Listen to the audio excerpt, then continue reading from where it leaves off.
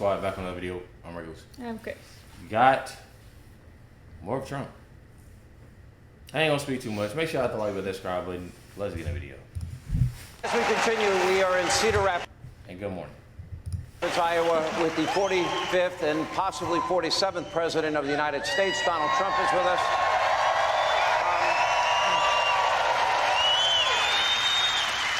You know, we had this whole issue of cocaine in the White House. Yeah. Okay. I could only imagine what the reaction would have been in the media and with others about this. And here's what bothers me about it. They had a 10-day investigation. They have cameras on every single person that walked into that area. That's right. They didn't interview a single person. And after 10 days, they declared the investigation is over. We don't know who did it. Now, what's your reaction to that? So I know the area very well. It's very private, actually, in a true sense, and they probably have more cameras. First, there was 3 different locations, to Yeah, be well, fair. they don't even know what location, and they also said the Bidens weren't there, and they were there. It turned out to be, false. A lot of false reporting, a lot of misinformation. They dis and misinformation, right? Nobody's ever explained the difference, but let's assume they're pretty close. You have more cameras in that area than any place probably in the world. You have the Situation Room. The Situation Room, I never even thought of it in terms of this, but probably the most important room anywhere in the world. There's no more important. Wars are decided, nuclear's decided, weapons are decided. It's been there. There's nothing more important. They have cameras. That's where you decided to take out Soleimani. That's where you. And that's what bothered me too, is that the fact that there are cameras everywhere. Like, we talking about the White House. You talking about I was about to say, it's the White House. Like, that's the most protected, house in, really the world. You know what I'm saying? If I ain't mistaken, that's one of them. That's something serious. And to not have cameras in those areas is a little weird. I don't know. I think it's just full of, That's weird. So you decided to take out Baghdadi and associates, right? Defeat ISIS. Don't forget, we defeated ISIS. I was told it would take 3 to 4 years to defeat ISIS, and we probably couldn't do it. I did it in 4 weeks, less than 4 weeks, right? And took out the worst. But the Situation Room is very heavily guarded. They know they know everything. The other thing, I have a great respect for Secret Service. I deal with them all the time. They are really incredible people. And Secret Service knows what's happening. They know what's happening. So I think it's very disappointing that after just a few days I was over. That's a big deal. Cocaine. Now, the cocaine, as they say, could have been worse. They could have gone to the bioweapons. They could have gone to a lot of other Anthrax. things. But cocaine's pretty bad if somebody's taking cocaine and making decisions. What if there was fentanyl in it? What if it was anthrax? Well, it could have been a lot of God things. forbid. It could have been a lot of things. And they have cameras, and I would imagine it doesn't stop here. But Secret Service is so incredible. They don't get enough credit. And they're under the orders of other people. But I think Secret Service would be able to tell you the real answer. But you can't have a thing like that. The most embarrassing thing for our country, we were respected. 3 years ago, this country was respected. And Putin knew he couldn't do it, and President Xi of China knew he couldn't do it. I gave Iowa and farmers, the farm states, $28 billion from China. $28 billion. That's why I said, I go around. I don't want to be too boisterous on this because you never know, right? But I said, there's no way I can lose Iowa, Nebraska, any of these states. There's no way, because I gave the farmers $28 billion from China. No person, no president's ever gotten 10 cents from China. I got hundreds of billions of dollars, and I went to the Secretary of Agriculture. How much has, they obviously got a check.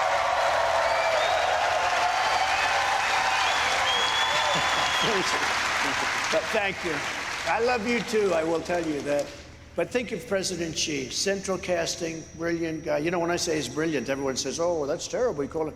Well, he runs 1.4 billion people with an iron fist. Smart, brilliant, everything perfect. There's nobody in Hollywood like this guy. I got them to pay us $28 billion because they screwed our farmers for years. And I had the Secretary of Agriculture come up, and I said, give me a number. They said, it's $28 billion. Comes back a week later, it's $28 billion. I said, that's a lot. I said, well, we're going to take it from China. I got $28 billion for the farmers. Who got a check? Did everybody get checks? See, but that's the thing, though. Like, I feel like like I've been saying, like, Trump, bro, is not no politician. Bro is, like, for real. Like, he about that business. I would like, say, yeah, he he's about that. way more business than anything. But that's the thing, though. That's somebody you need. You having a president that's not too much, into politics, but you going there strictly on business, not just for yourself, but for the people too. Mm-hmm. So everybody can walk around like the people that's getting off their butt and doing what they need to do. Yeah, walking around, they cool. You comfortable, you good, yeah. And that's somebody that you need. You don't need nobody in office like you got now that's sitting there like, we don't even know what bro's saying half the time. He don't even know what's going on. So. Right. He lost a little bit. Not even trying to be mean, Yeah. And I'm sorry to even say that, But at the same time, like, you want somebody that's, up to par. I also made the USMCA. We had the worst trade deal that we ever made, NAFTA. You got killed on NAFTA. And I made it the best trade deal, the USMCA. That's Mexico and Canada. I got billions and billions of dollars from Japan and other countries that were taking advantage. You couldn't sell into Japan. Did that money help pay for the wall? Let me tell you what paid for the wall. What really helped? Mexico was, they all say Mexico. Mexico paid much more than what I was asking for because I had 28,000 soldiers on the border when I was building the wall. And we built almost 500 miles of wall. And our opponents, you know what they say? If there's a little rotted out 2x4 laying on the ground that's been there for 50 or 60 years, and they would say when we build a 30 and 40-foot wall, oh, that's just a renovation, that's not included. We built almost 500 miles of wall. We renovated a lot. Then I said, let's build another 200 miles because there were some areas that were weak. And it was all there, ready to be installed, and they didn't do it. But Mexico, I said to the president, you have to do me a favor. You have to do us a favor. We need 28,000 soldiers on the border, Mexican soldiers. He laughed at me. And I have a very good relationship with him. But he said, but why would we do that? Because they're coming in through Mexico. You have to stop them from coming in from Mexico. They're coming in caravans. He said, we can't do that. Then he had a representative come to see the State Department person. And the State Department person said, I've been doing this for years. We've always asked for a lot of different things, like remain in Mexico. I got remain in Mexico passed. Nobody thought it was possible. All of the different catch and release. How about this? You catch a criminal and you release him into the United States, okay? I got catch and release. But I got this, and they said to me, we won't do it, we won't do it. They smiled, they laughed. They said, are you crazy? We wouldn't do this. I said, yes, you'll do it.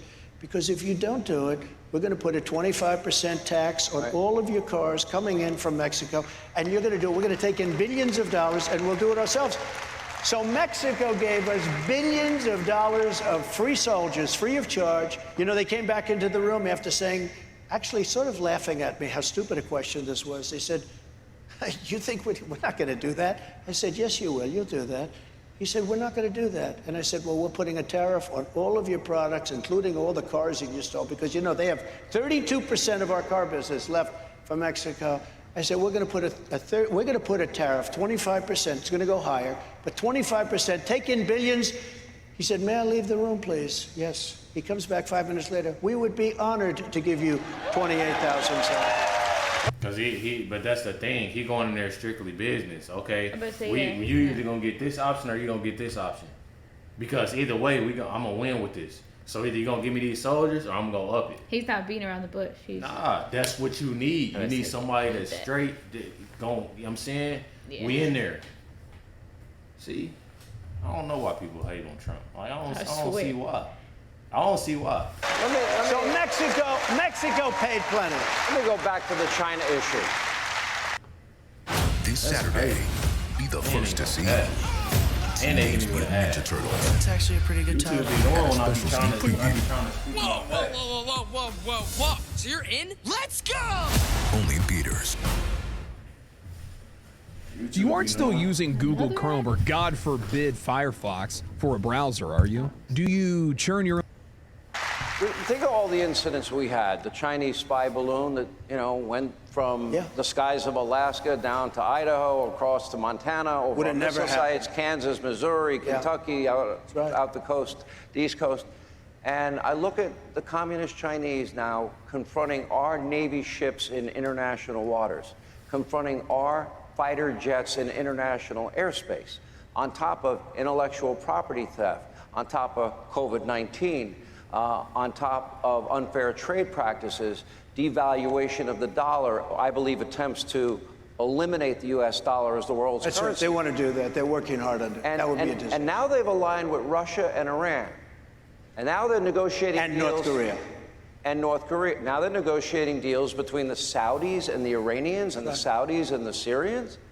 Now, I think China is taking advantage of a president that has abdicated his role as the most dominant, America being the most dominant force in the world. Would they have ever done that under you, and how would you have prevented it? Number one, they wouldn't have done it. Number two, if they did it, I would have said, excuse me, we're going to put a 100% tariff on all of your goods that are coming into the United States. And they would have backed up immediately.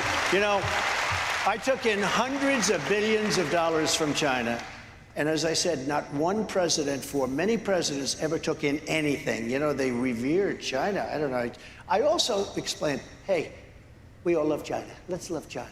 Let's respect the president. Let's respect everybody. But they took advantage of the United States, making hundreds. And I feel like that's what it is, though. Like it's just like in a way, like you want to be.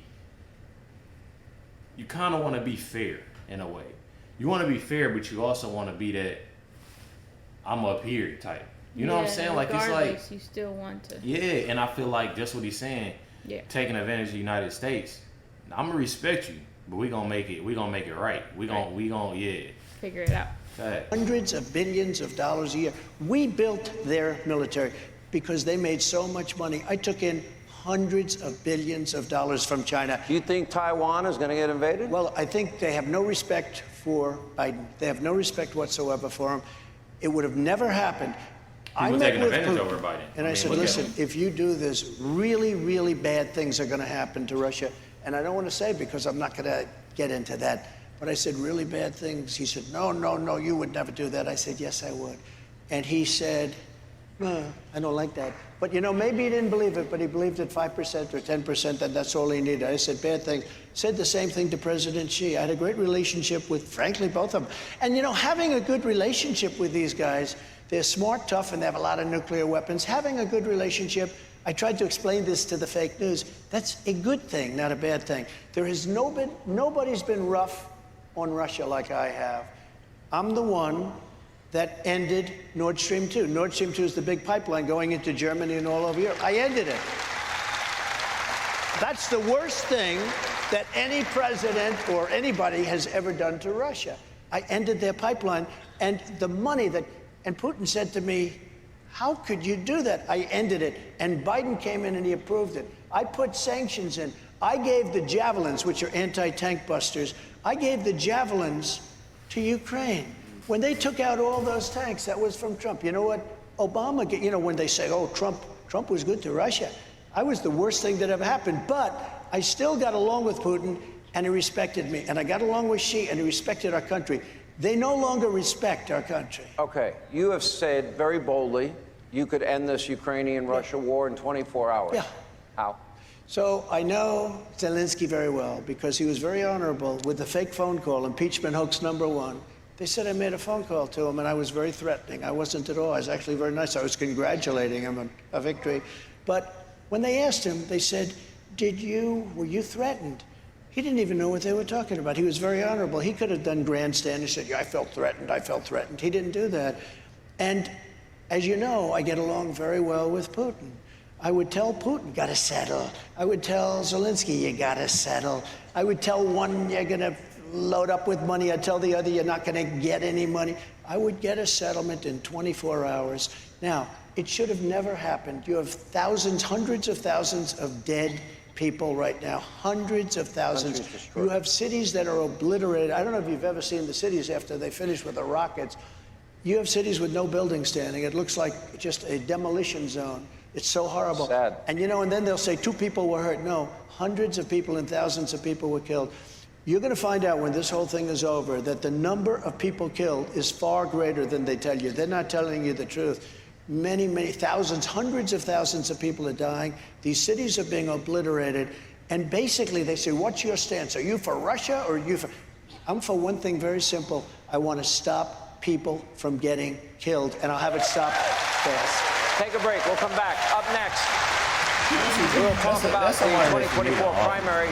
And one big question is the Biden family, with their business dealings with China and Russia and Romania and Ukraine and Kazakhstan and Mexico and a dozen other countries, are they compromised? More with Donald Trump on the other. No, they walking all over him because Biden don't know what he's doing in office. And I feel like you definitely people need to actually look and see what a lot of, and I don't want to tell anybody what to do. I think you should put in consideration of voting for Trump, or at least to see what he has to say with a lot of things, because a lot of it makes sense, you know, of what he's talking about, what he's doing, and a lot of stuff, you know. And he knows what he's talking about. He knows he's talking about straight through with it, you know. Yeah, not all over the place. He already has it down pat. Yeah, facts. That's what I like, honestly. I definitely do too. Yeah. I definitely do too.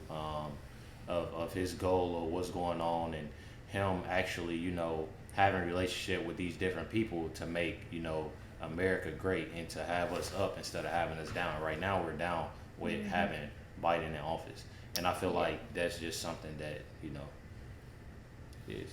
So, yeah, it's true. Facts. But definitely appreciate everybody tuning in, watching this reaction. Definitely will be voting next year. You know, and definitely, you know. I would say I haven't voted. I don't think I have. Oh. I've never voted before. You have? I think so. I'm not really sure. I know it wasn't for like the presidency or nothing. It was something else. It wasn't nothing. I don't know. But definitely make sure you hit the like button, subscribe. But definitely appreciate y'all tuning in, watching this reaction. Am I voting for Trump? Y'all know the answer to that. You feel me? Chris voting for Trump? I don't really know. Guess we'll see. Make sure you hit the like button, subscribe button. Catch y'all next one.